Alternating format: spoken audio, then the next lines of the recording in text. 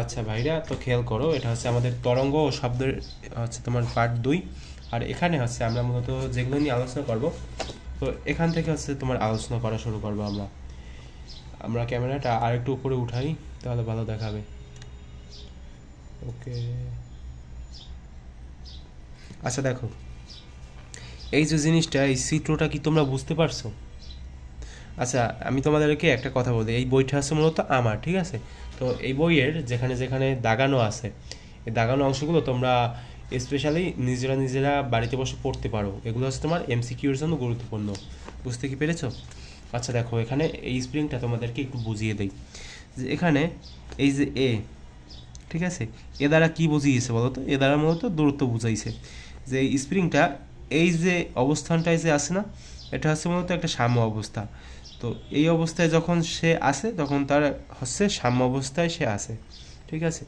তো সে যখন নিচে নামলো এবং নিচে নেমে এই দূরত্ব পর্যন্ত কিন্তু সে আসছে। তো এখানে তার বেগ কত বলো তো? 0।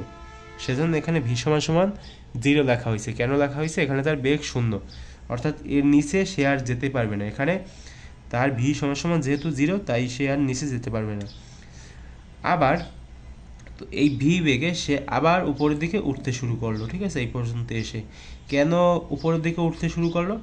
কারণ এই যে নিচের দিকে যে সে আসছে, এখন তার একটা প্রবণতা আছে না, যে সামনের দিকে যে সে চলে যাবে, মানে সাম্য অবস্থায় সে চলে যাবে, সেই প্রবণতার কারণে এই ভি বেগে আবার সে উল্টো দিকে, মানে তার সাম্য অবস্থায় ফিরে যাচ্ছে, ঠিক আছে?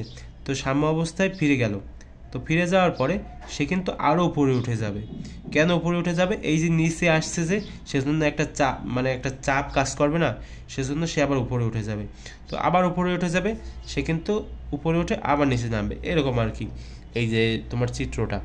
তো এরকমভাবেই আর কি এখানে আবার সে সাম্য অবস্থানে ফিরে আসছে। এই যে তোমার 6 নাম্বার চিত্রে সে আবার সাম্য অবস্থানে ফিরে আসছে। এরপরে এই যে ভি সমান সমান 0, অর্থাৎ সে আরও উপরের দিকে উঠে গেল নিচের চাপের কারণে, আবার নিচের দিকে আসলো, এরকম আর কি। তো এগুলো তেমন একটা গুরুত্বপূর্ণ না। তো তোমাদের হয়তো তোমাদের যে সিকিউ আছে না, সেখানে হয়তো অনেক ক্ষেত্রে এরকম চিত্র দিয়ে দিতে পারে, তবে সেগুলো বোঝা খুব সহজ, এত সিরিয়াসভাবে নেওয়ার কোনো দরকার নেই এগুলো, ঠিক আছে? আর দেখো এখানে কি দেওয়া আছে, কি লেখা আছে একটু পড়ো। যে একটা পূর্ণ স্পন্দন হতে যে সময় নেয়, সেটা হচ্ছে মূলত পর্যায়কাল বা দোলনকাল। এই কনসেপ্ট নিয়ে আমরা পরবর্তীতে যখন ম্যাথ করবো না, তখন আমরা একবারে ক্লিয়ার হয়ে যাব যে বিষয়টা কি। এরপর তোমার কম্পাঙ্ক আছে, কম্পাঙ্ক আমরা মূলত এফ দ্বারা প্রকাশ করি, ঠিক আছে? তো কম্পাঙ্কের যে একক, সেটা হচ্ছে হার্টস। আর দেখো এখানে লেখা আছে কি, কম্পাঙ্ক এফ সমান সমান আছে 1/t। 1/t মানে কি? এই দেখো এখানে লেখা আছে কম্পাঙ্ক এফ হচ্ছে প্রতি সেকেন্ডে পূর্ণ স্পন্দনের সংখ্যা, অর্থাৎ এফ সমান সমান আছে মূলত 1/t। এটা এটা একটা তোমরা সূত্র হিসেবে মনে রাখতে পারো। আমরা এগুলো পরবর্তীতে ব্যবহার করব, অনেক অনেক সময় এগুলো আমরা ব্যবহার করব। আচ্ছা, তো গেল। এরপর দেখো এখানে কিছু লেখা আছে, এগুলো একটু তোমরা পড়বা। আমি হচ্ছে মূলত তোমাদের সাজেশন টাইপ, অর্থাৎ তোমাদেরকে একটু দিক নির্দেশনা দিয়ে দিচ্ছি যে এখানে এখানে পড়বা, ঠিক আছে? সেরকমভাবে তোমরা এই ভিডিওটা নিতে পারো। দেখো এখানে কি লেখা আছে, যে সহজ ভাষায় বলা যায় যে তরঙ্গ হচ্ছে একটা মাধ্যমের ভিতর দিয়ে এক জায়গা থেকে অন্য জায়গায় শক্তি পাঠানোর একটা প্রক্রিয়া, যেখানে মাধ্যমের কণাগুলো তার নিজের অবস্থানে স্পন্দিত হতে পারে, কিন্তু সেখান থেকে সম্পূর্ণ সরে যাবে না। কি বোঝাচ্ছে, তোমরা কি বুঝতে পেরেছো?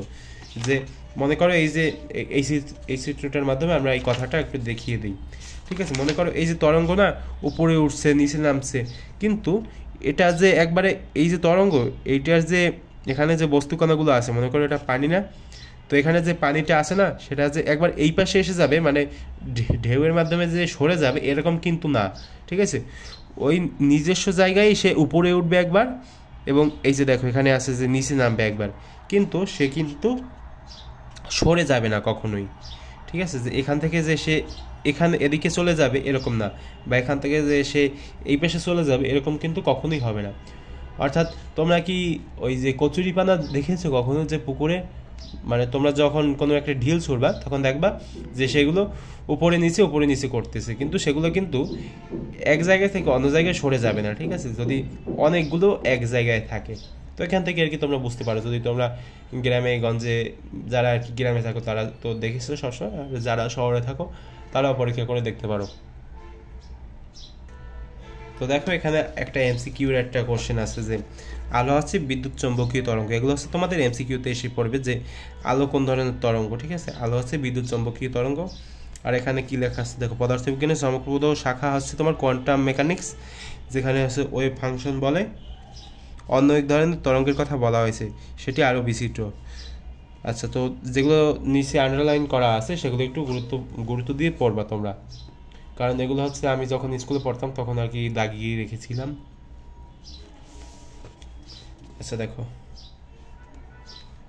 শক্তি এই যে এখানে শক্তি তরঙ্গের বিস্তারের বর্গের সমানুপাতিক, ঠিক আছে। বুঝতে কি পেরেছো যে শক্তি হচ্ছে তোমার তরঙ্গের যে বিস্তার। এখন তোমরা বলতে পারো যে তরঙ্গের বিস্তার কাকে বলে। এই যে তরঙ্গটা যে উপরে উঠেছে না এবং নিচে নেমেছে না, এই যে জায়গাটুক, এটুকু হচ্ছে মূলত তার বিস্তার, ঠিক আছে। এটাকে মূলত আমরা বিস্তার বলি। এগুলো নিয়ে আমরা পরে মানে আরেকটু পরে সামনের দিকে হয়তো আলোচনা করব। আচ্ছা দেখো, এখানে একটা জিনিস লেখা আছে যে বাতাসে শব্দের বেগ আছে তোমার 330 মিটার পার সেকেন্ড। এখন 330 মিটার পার সেকেন্ড মানে কি, মানে বাতাসের শব্দ 330 মিটার যাবে, 330 মিটার প্রতি সেকেন্ডে যাবে। অর্থাৎ এক সেকেন্ডে মনে করো যে এই থেকে এ বিন্দু থেকে বি বিন্দুর দূরত্ব হচ্ছে মূলত 330 মিটার, ঠিক আছে। আচ্ছা, শব্দ কিন্তু মূলত এক্স্যাক্টভাবে যে একবারে 330 মিটারই যাবে এরকম কিন্তু না, ঠিক আছে। এটা হচ্ছে তোমার 333 হতে পারে, বা এর চেয়ে কম হতে পারে, বেশি হতে পারে। এটা হচ্ছে মূলত তাপমাত্রার ওপর নির্ভর করে অনেক সময়। অর্থাৎ এক সেকেন্ডে শব্দ 330 মিটার যাবে, মানে এ থেকে বি বিন্দুতে যেতে শব্দের 1 সেকেন্ড সময় লাগবে, মাত্র 1 সেকেন্ড। মনে করো তোমার বাড়ি থেকে তোমাদের স্কুলের দূরত্ব যদি 500 মিটার হয়, বা 500 মিটার না, সরি, আমরা যদি তোমাদের স্কুলের দূরত্ব ধরি, মনে করো এ হচ্ছে তোমাদের বাড়ি এবং বি হচ্ছে তোমার স্কুল। মনে করো এই যে দূরত্বটা, এটা হচ্ছে মূলত 330 মিটার। তো এখান থেকে যদি তুমি চিৎকার করো তাহলে তোমার স্কুলে যেতে, মানে ওই যে স্কুলে যে তোমার বন্ধু দাঁড়িয়ে আছে সে ওই তোমার চিৎকার 1 সেকেন্ড পরে শুনবে, ঠিক আছে। তো সেটা আর কি বলা হয়েছে। তোমরা অনেক সময় দেখো না যে অনেক দূরে মনে করো এক ব্যক্তি কাঠ কাটতেছে, ঠিক আছে। তো দেখবা সে যখন এই যে কাঠের ওপর আঘাত করে, তো তুমি যখন চোখে দেখবা যে কাঠের উপর আঘাত করতেছে, তার কিছুক্ষণ বলতে 1 সেকেন্ড পরে শব্দটা শুনতে পারবা তুমি। এরকম কিন্তু আমরা অনেক দেখেছি ছোটোবেলায়, বা এখনও দেখি।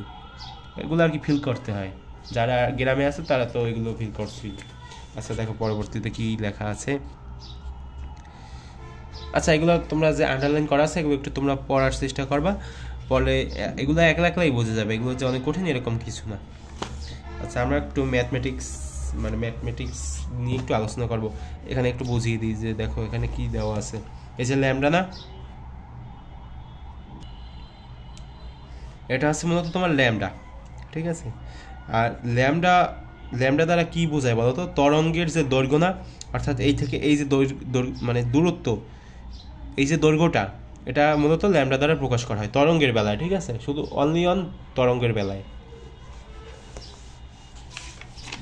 আচ্ছা, তো দেখো এখানে তরঙ্গ সংশ্লিষ্ট কিছু রাশি টাশি নিয়ে আলোচনা করা হয়েছে যে তরঙ্গের যে কোনো একটি দশা থেকে তার পরবর্তী একই দশার মাঝে দূরত্ব হচ্ছে মূলত তরঙ্গ দৈর্ঘ্য। তরঙ্গের যে কোনো একটি দশা থেকে তার পরবর্তী একই দশার মাঝে দূরত্ব হচ্ছে তোমার তরঙ্গ দৈর্ঘ্য। পরবর্তীতে দেখতে পারবে তোমরা এগুলো। তো প্রতি সেকেন্ডে একটা তরঙ্গ যেটুকু দূরত্ব অতিক্রম করে সেটাই হচ্ছে তরঙ্গের বেগ। প্রতি সেকেন্ডে যে কয়টি পর্যায়কাল থাকে সেটি হচ্ছে কম্পাঙ্ক, ঠিক আছে। প্রতি সেকেন্ডে যে কয়টি কী থাকবে বলো তো, পর্যায়কাল। যে কয়টি পর্যায়কাল থাকবে সেটা হচ্ছে মূলত তার কম্পাঙ্ক। তো আমরা আগেই জেনেছি যে কম্পাঙ্ক হচ্ছে মূলত এফ, এবং তরঙ্গ দৈর্ঘ্য, ওই যে আরেকটু আগে চিত্রে দেখলাম যে এখানে লেখা আছে যে তরঙ্গ দৈর্ঘ্য মূলত ল্যামডা দ্বারা প্রকাশ করা হয়। তো এই যে হচ্ছে তোমার ল্যামডা, এবং বেগ যদি ভি হয় তাহলে ভি সমান আমরা এফ ল্যামডা লিখতে পারি, ঠিক আছে। বা এটাকে চেঞ্জ করে আমরা এফ সমান কী লিখতে পারি বলো তো, কম্পাঙ্ক সমান এই যে দেখো সূত্রটা এরকম লেখা না যে ভি সমান এফ ল্যামডা, এখন এফ মানে কি? এফ মানে আছে তোমার কম্পাঙ্ক, কম্পাঙ্ক না? এগুলো কিন্তু আমরা আগে জানতে পারছি আর কি, কম্পাঙ্ক। তো এই যে কম্পাঙ্ক, তো মনে করো আমরা কম্পাঙ্ক এফ সমান সমান কিন্তু এরকম লিখতে পারি যে বি বাই ল্যামডা। তো আমরা কিন্তু এই যে তোমার বেগ এবং তরঙ্গ দৈর্ঘ্য যদি দেওয়া থাকে, অর্থাৎ বেগ এবং তরঙ্গ দৈর্ঘ্য যদি দেওয়া থাকে, তাহলে কিন্তু আমরা কম্পাঙ্ক খুব সহজে বের করে ফেলতে পারবো। কারণ আমরা সূত্র জানি যে এফ সমান সমান ভি বাই ল্যামডা। কোথায় পেলাম? এখান থেকে, যে বি সমান সমান এফ বাই ল্যামডা। এই সূত্র থেকে মূলত আমরা এই সূত্রটা বের করলাম। আচ্ছা ঠিক আছে, তো ভিডিওটা মোটামুটি ভালোই বড় হয়েছে, তো পরবর্তী ভিডিওতে আমরা আর কিছু জানতে পারবো। তো দেখতে থাকো একবারে, সিরিয়াল বাই সিরিয়াল।